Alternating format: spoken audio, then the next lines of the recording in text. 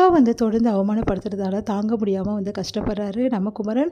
குமரன் வந்து ரொம்ப சோர்வாக இருக்காரு. அதை பார்த்துட்டு வந்து விஜய் வந்து எல்லாம் ஓகே தானே குமரன், எந்த பிரச்சனையும் உங்களுக்கு இல்லை பிரதர் அப்படி சொல்லிட்டு கேட்குறாரு.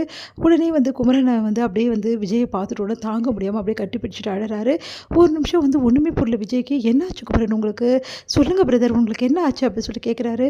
பிரதர் என்னால் முடியல பிரதர், எனக்கு ரொம்ப கஷ்டமாக இருக்குது பிரதர், ஏன் என் வாழ்க்கையில் இப்படி நடக்குதுன்னே தெரிய மாட்டேங்குது அப்படின்னோடனே சரி நீங்கள் வாங்க அப்படின்னு சொல்லிட்டு தனியாக கூட்டின்னு போய் கேட்குறாரு. என்ன விஷயம் சொல்லுங்கள், இங்கே பாருங்கள் என்னை யாரும் நினைக்காதீங்க, உங்களோட சொந்த வந்து தம்பியாக நினச்சிக்கோங்க ப்ளீஸ் சொல்லுங்கள் அப்படின்னு சொல்லி சொன்னோன்னே, பிரதர் நான் வந்து விரும்பி தான் வந்து கங்காவை கல்யாணம் பண்ணிக்கிட்டேன், கங்காவுக்கு என் மேலே எந்த விருப்பமே கிடையாது, ஆனால் சந்தர்ப்ப சூழ்நிலைங்கிறப்ப கல்யாணம் பண்ண வேண்டியதாக போயிடுச்சு.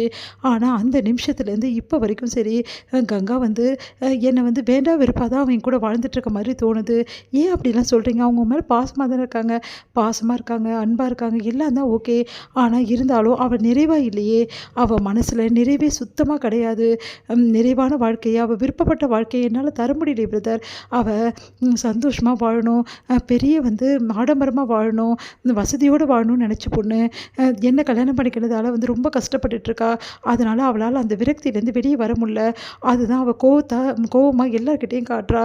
இதுதான் பிரதர் உண்மை அப்படின்னு சொல்லிட்டு சொன்னோன்னே, இந்த அளவு ஒய்ஃபை புரிஞ்சு வச்சுருக்கீங்க, இந்த மாதிரி ஹஸ்பண்ட் கிடைக்க அவங்க கொடுத்து வச்சுருக்கணும், அவங்க இதை ஏன் புரிஞ்சிக்க மாட்டேங்கிறாங்க எனக்கு தெரியல அப்படின்னோடனே, அவள் எப்படி புரிஞ்சுப்பா, அவள் சின்ன வயசுலேருந்து ஆசைப்பட்ட வாழ்க்கையை நான் தரலனோடனே அவளுக்கு ஏமாற்றம் தானே இருக்கும் பிரதர் அப்படின்னோடனே, நீங்கள் சொல்கிறதும் கரெக்டு தான், நீங்கள் கவலைப்படாதீங்க, இதுலேருந்து கண்டிப்பாக வந்து நீங்கள் மீண்டு வருவீங்க, உங்களுக்கு நிறைய திறமை இருக்குது, அது எனக்கு புரியும், அவங்களுக்கும் ஒரு நாள் புரியும் உங்களை பற்றி, அது வரைக்கும் நீங்கள் வெயிட் பண்ணி தான் ஆகணும், நீங்கள் கவலைப்படாதீங்க, நான் உங்களுக்கு இருக்கேன் அப்படின்னு சொல்லிட்டு ஆறுதல் சொல்கிறாரு விஜய். ரொம்ப தேங்க்ஸ் பிரதர், நீங்கள் வந்து இந்த ஆறுதல் சொல்லலாம் எனக்கு ரொம்ப வருத்தமாக இருக்கும், நீங்கள் கவலைப்படாமல் தைரியமாக இருங்க, உங்களுக்குன்னு நேரம் கண்டிப்பாக வரும், அந்த டைமில் நீங்கள் யாருன்னு சொல்லிட்டு உங்கள் ஒய்ஃபுக்கும் சரி எல்லாருக்கும் சரி நீங்கள் கண்டிப்பாக காட்டுவீங்க அப்படி சொல்லிட்டு சொல்கிறாரு. தேங்க்ஸ் பிரதர்னு சொல்லிட்டு போகிறாரு.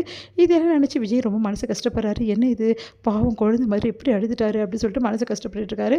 அப்போ கரெக்டாக காவேரி அங்கே வராங்க. காவேரியும் கங்காவும் வராங்க. கங்காவை பார்த்துட்டு அப்படி விஜய்க்கு செம்ம டென்ஷன் ஆகுது.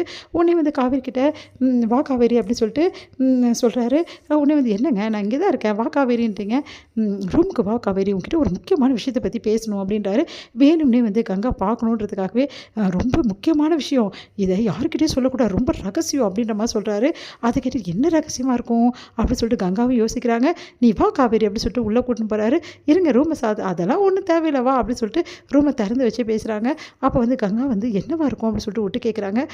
உடனே வந்து காவேரி உன்னை நினச்சி எனக்கு ரொம்ப பெருமையாக இருக்குடி அப்படின்னோடனே, என்னங்க திடீர்னு அப்படின்றாங்க.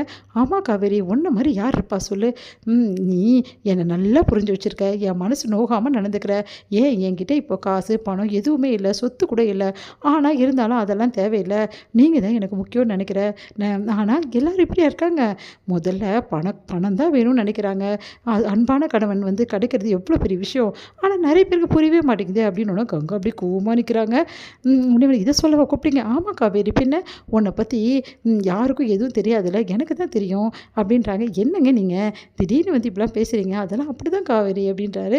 இங்கே பாரு உண்மையிலே சொன்னால் நீ என்ன சொன்ன, எனக்கு எதுவுமே வேணாம், நகையெல்லாம் எனக்கு எதுக்கு அப்படின்னு தானே இவ்வளோ நாளாக வந்து நீ சொல்லிட்டு இருப்ப, நான் தான் உனக்கு ரொம்ப பண்ணி வாங்கி கொடுப்பேன். ஆனால் சில பெண்கள்லாம் இருக்காங்க, நகை தான் பெரிய விஷயமா நினைக்கிறாங்க, நல்ல புருஷன் கிடைக்குது தானே பெரிய விஷயம். ஆமாங்க, ஒரு பொண்ணுக்கு நல்ல புருஷன் கிடைக்குது தான் பெரிய விஷயம், ஒரு சிலருக்குலாம் தெரியவே மாட்டேங்குது, அன்பானவங்களை கூட ரொம்ப கஷ்டப்படுத்துகிறாங்க மனசை. சந்தோஷன்றது காசு பணத்தில் இல்லை காவேரி, மனசில் தான் இருக்குது, அன்பில் தான் இருக்குது, அதையும் சில பேர் கொஞ்ச நாளில் புரிஞ்சுப்பாங்க அப்படின்னு சொல்கிறாங்க.